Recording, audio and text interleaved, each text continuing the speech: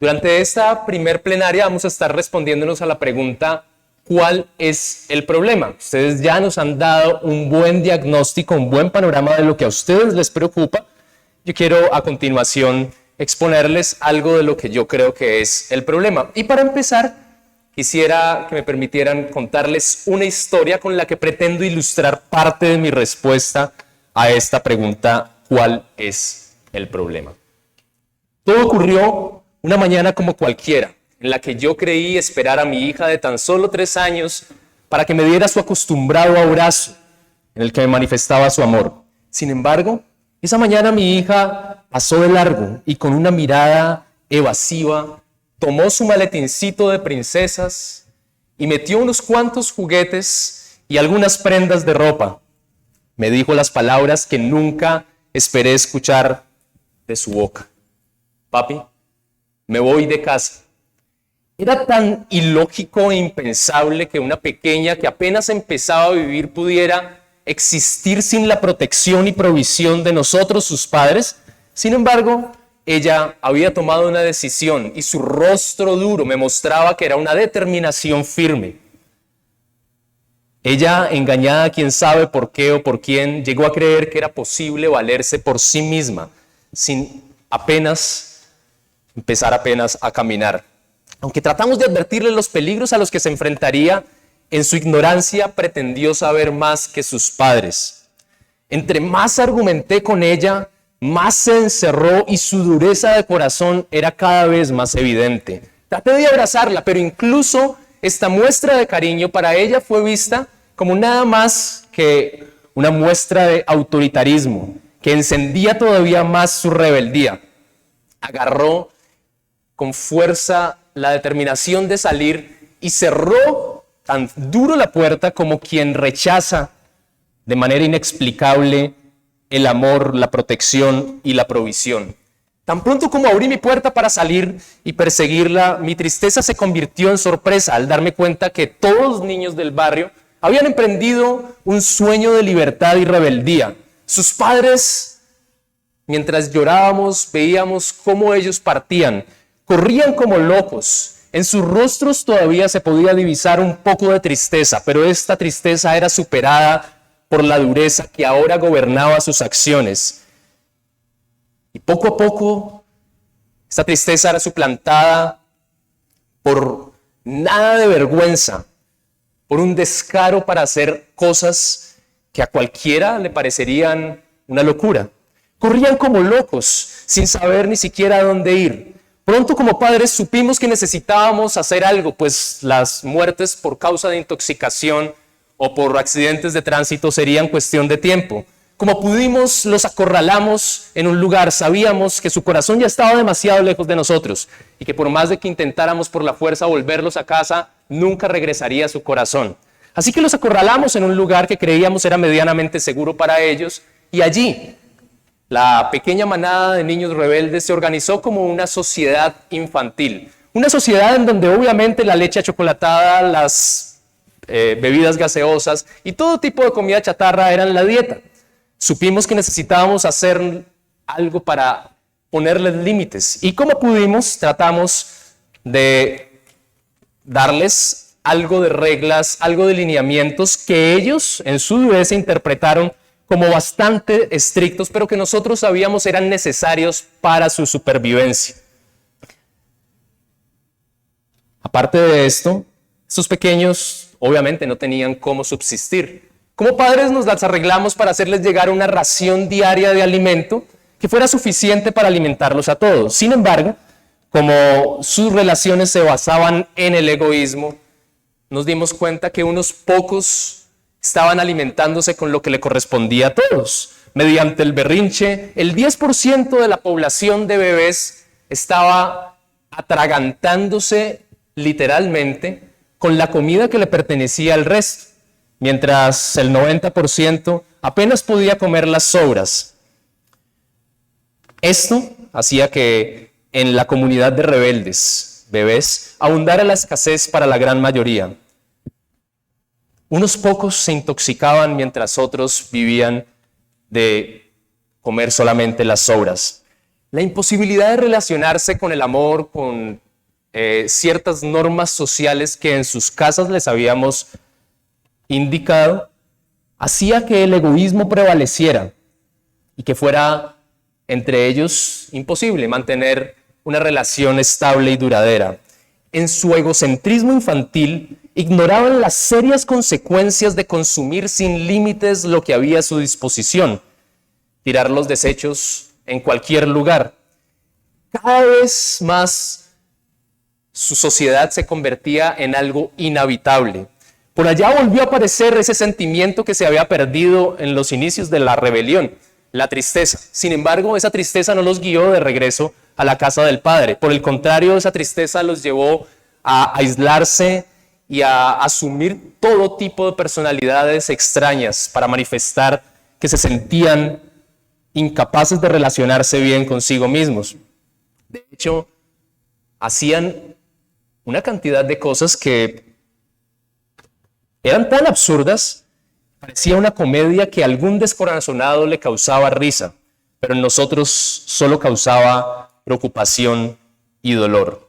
Sufrían una especie de deshumanización progresiva en la que eran conducidos por sus instintos sin control, comportándose cada vez más como animales y pensando que lo que hacían significaba progreso y libertad. Aplaudían la ignorancia y se burlaban de lo que en sus casas les habíamos enseñado como algo lógico.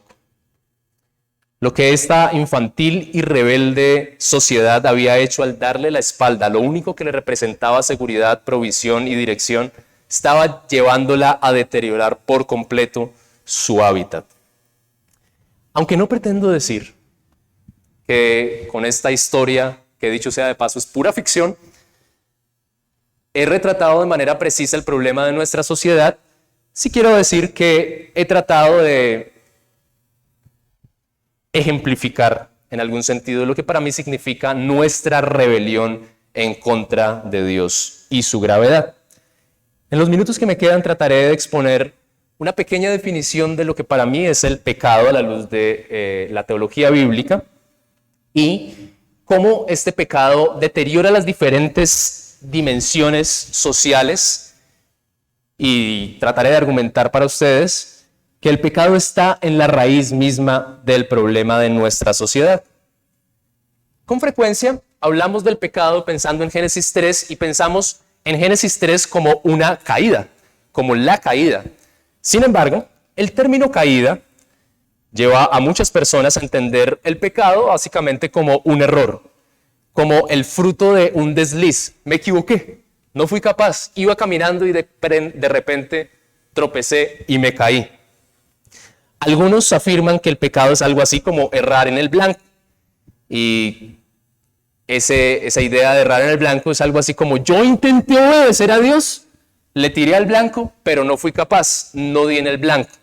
Y aunque estas definiciones tengan algo de sentido a la luz de lo que la Biblia nos enseña, creo que le quitan el peso que el pecado mismo tiene. El pecado, aunque sí implica una equivocación, va mucho más allá de esto. Es más bien una rebelión en contra del Dios que se reveló. Es darle la espalda a Dios para caminar en una dirección diametralmente opuesta a su voluntad. Génesis 3 nos cuenta la historia de una rebelión humana. Los seres humanos, seducidos por la posibilidad de ser iguales a Dios, deciden rechazar sus decretos y a partir de esta caída, Dios establece límites, normas que se hacen explícitas sobre todo a partir de de Éxodo 20, con los 10 mandamientos, toda la ley de Moisés. Sin embargo, el ser humano, en especial el pueblo de Dios, quien recibe la ley, es incapaz de obedecer los mandamientos de Dios.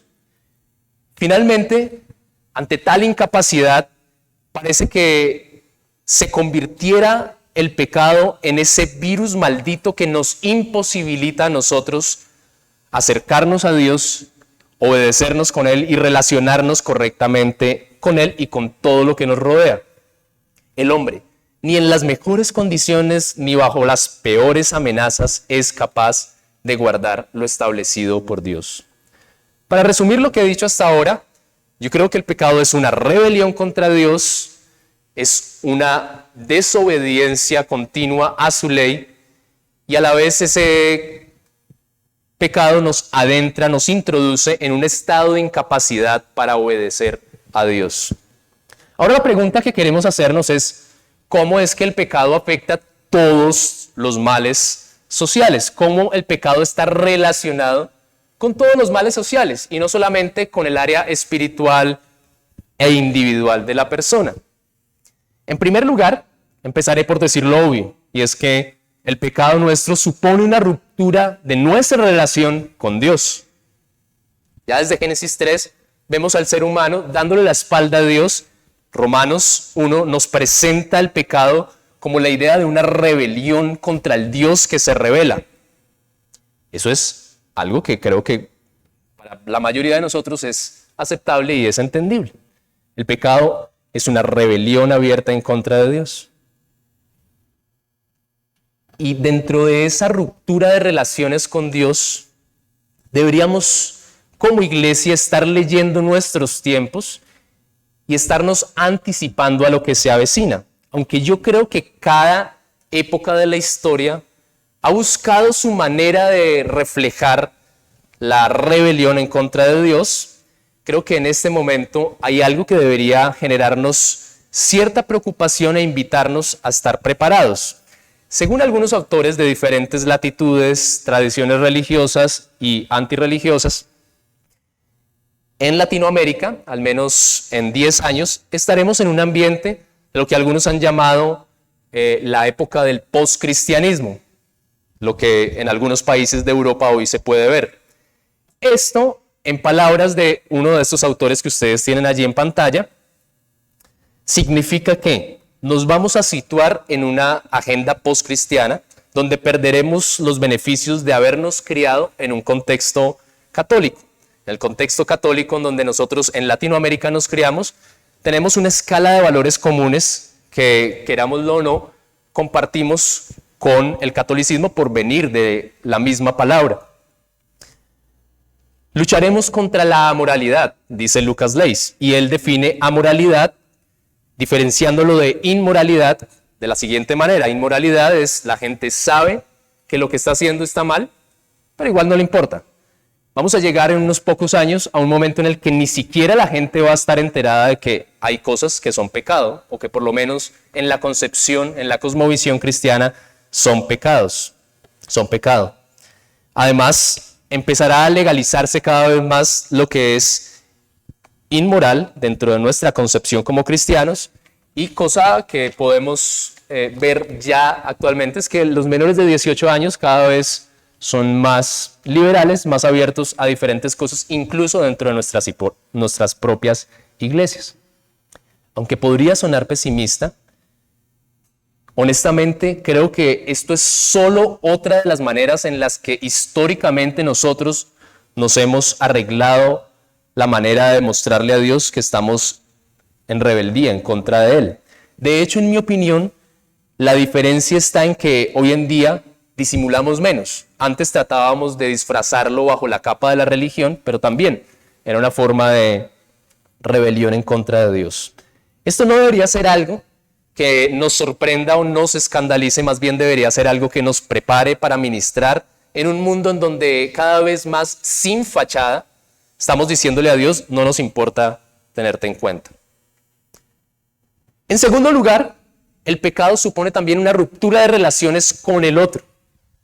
Allí mismo, desde Génesis 3, podemos notar que el matrimonio de Adán y Eva, que debería basarse en una relación de amor, respeto y muchas otras cosas, empieza a basarse en una relación de dominancia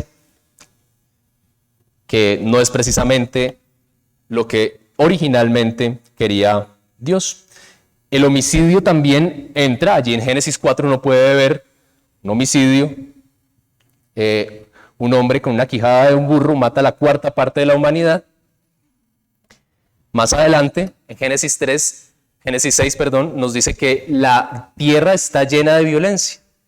Toda la Biblia está llena de evidencias sobre cómo el pecado afecta nuestras relaciones con los demás en el plano de lo familiar, de lo eclesial, de lo laboral, de lo gubernamental y hasta en los conflictos entre naciones. Hoy, a nosotros como cristianos en Colombia, no solo nos debería preocupar la descristianización de la sociedad en términos de valores familiares y espirituales, también debería preocuparnos que a partir de nuestro rechazo a Dios, las relaciones sociales a todo nivel se han visto afectadas. Nos debería doler el corazón como cristianos saber que nuestro país es el segundo país más desigual de la región, que más del 40% de la población colombiana vive en pobreza. El desplazamiento forzado ha dejado sin hogar y sin esperanza en los últimos años a más de 7 millones de personas. Que el hambre sigue matando a niños y que quienes denuncian muchas de estas cosas terminan siendo silenciados por los poderosos. Nos debería preocupar, pero también nos debería preparar y movilizar como iglesia. La Biblia contiene denuncias por pecados sociales por todas partes. Los que creemos en la autoridad de la palabra y vivimos en un país en donde abundan los pecados sociales, deberíamos luchar por entender las implicaciones de nuestra fe para temas como la pobreza, la violencia en todos los niveles, la desnutrición, el hambre, el desplazamiento y tantos otros que aquejan nuestra sociedad colombiana. No le queda bien al cuerpo de Cristo hacerse el ciego ante las necesidades de quienes fueron prioridad del Cristo cuando estuvo en la tierra. Una tercera consecuencia del pecado, una tercera relación rota que podemos ver a partir del pecado es la relación con uno mismo. El desconocimiento de quiénes somos nos lleva a pretender ser capaces de ser Dios, y el descubrimiento de la desnudez que vino con el pecado hace que el hombre y la mujer se sientan inseguros de sí mismos e incapaces de verse al espejo sin sentir vergüenza. El ser humano tiene un concepto de sí mismo marcado por el pecado y se avergüenza de lo que es, optando ya sea por ser introvertido y tratando de esconderse de los demás para que no lo vean, o por ser demasiado extrovertido, tratar de ocultar en identidades extravagantes las cosas que pueden ser vergonzosas y con las que no nos sentimos bien. No logramos ver en nosotros mismos la imagen de Dios y la imagen del ser bueno en gran manera que Dios creó. Por eso tratamos de disfrazar, de maquillar nuestra identidad con títulos, profesiones y todo tipo de artefactos que disfracen lo que en realidad somos. Aunque hay muchos trastornos psicológicos que deberían preocuparnos como iglesia actualmente, solamente quisiera lanzarles la pregunta de si estamos preparados para responder a todas las posibles problemáticas psicológicas que se van a avecinar, todos los trastornos psicológicos que se van a avecinar simplemente por el hecho de la cuarentena, la pandemia y toda la zozobra universal, global que hay en este momento por causa de guerras y diferentes cosas. Finalmente, nuestro pecado también afecta nuestra relación con la creación. En Génesis 3 vemos que la tierra es maldecida por causa del pecado. El hombre, ahora para recibir fruto de esta tierra, tiene que trabajar de manera ardua y Dios usa la naturaleza para juzgar la maldad humana. Pablo mismo menciona que la tierra ha sido sometida a frustración. Valdría la pena preguntarnos si fruto de nuestra incapacidad para cumplir a cabalidad la tarea del ser mayordomos de la tierra es parte de lo que nos tiene como nos tiene. O si en vez de ser mayordomos nos hemos creído dueños y por eso usamos y abusamos lo que Dios nos dio para sustento y bendición de todos. Cuando hablamos del tema ambiental, yo creo que para ustedes no es sorpresa y no es un secreto pensar que el futuro que se nos avecina no es para nada alentador. El secretario de la OEA, Antonio Guterres, afirmó hace poco algo que han afirmado ya muchos ambientalistas, y es que estamos cerca del punto de no retorno. Es decir, estamos cerca de no tener nada que hacer, ni para qué seguir reciclando si ya qué. Estamos cerca de ese punto, y este hombre, Antonio Guterres, que no es cristiano, dice: es momento de que como seres humanos replanteemos nuestra relación con la creación. Esto debería ser lo que nosotros como cristianos, como quienes afirmamos tener una convicción en el Creador, en el que nos dio la facultad de mayordomos, esto debería ser lo que nosotros decimos, pero lo están diciendo personas que no tienen un trasfondo necesariamente cristiano. Tanto para los consumidores de a pie como para las grandes industrias, es momento de que replanteemos nuestra relación con Dios y con la creación. Es posible que en un futuro muchos de nosotros tengamos que decirle a nuestros nietos: perdón, no supimos administrar la buena tierra que el Señor nos dio para sustento de todos. Nuestros hábitos de consumo les entregan a ustedes un planeta inhabitable. Analizar el problema de la sociedad es algo más grande que lo que hemos hecho en este espacio. Como iglesia, antes de pensar en cuáles son nuestros sueños, nuestras ambiciones, antes de pensar en nuestra misión en términos de quiero parecerme a la iglesia del vecino, deberíamos levantar nuestros ojos y ver las problemáticas a nuestro alrededor para decir: esto es lo que al Cristo, si estuviera en medio nuestro, le dolería, y nosotros debemos responder misionalmente a estas problemáticas. Como iglesia no solamente somos pastores, teólogos, misioneros, como iglesia somos un cuerpo. Y todos ustedes, líderes laicos, que tienen sus profesiones, sus ocupaciones, entre comillas, seculares, están invitados a participar de la misión de Dios.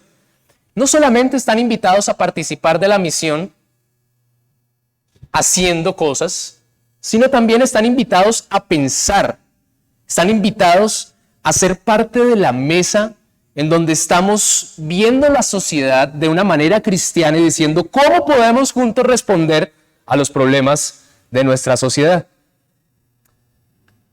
El análisis y diagnóstico de la problemática social no puede quedar en manos solamente de los teólogos y los pastores, pues esto es una óptica del problema. Necesitamos invitar a toda la iglesia y necesitamos que la iglesia de manera interdisciplinar se vincule en el análisis serio de nuestros problemas para que así de manera interdisciplinar todos podamos participar de la solución. Quiero invitarlos a que cierren sus ojos por un momento. Mientras suena esta canción que nos invita a pedirle al Señor que sane nuestra tierra, yo quiero pedirle a usted que piense en uno de estos problemas, una de estas relaciones rotas que a usted le preocupa, que a usted le incomoda, que a usted le llama la atención. Quiero pedirle que ore por este momento, pidiendo al Señor: Señor, sana nuestra tierra de los pecados sociales, de este pecado particular que me preocupa a mí. Sana la tierra de los pecados ambientales, de este problema particular que está aquejando mi entorno. Cierre sus ojos y ore mientras va sonando la guitarra y va sonando esta canción muy suavemente. Y mientras cantamos juntos esto, dígale: Señor, ayúdame a entender de qué manera yo puedo ser parte de la sanidad de la creación entera desde mi ocupación.